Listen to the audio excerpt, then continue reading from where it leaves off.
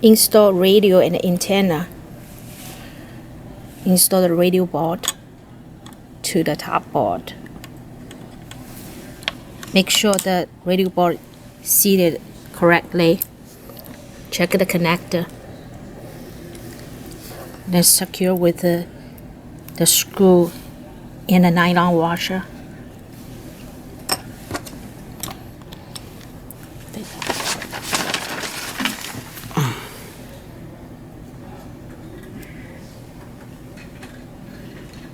Get Chris's question.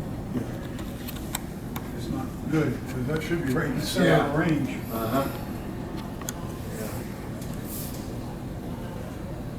Someone up there. Yeah, it's coming out pretty good.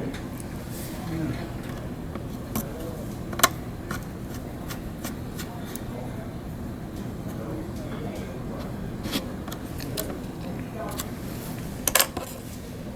Then connector with the antenna. Snap in.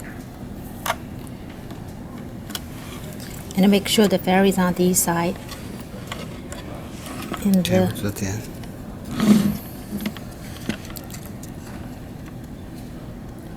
and align the antenna border with the frame edge.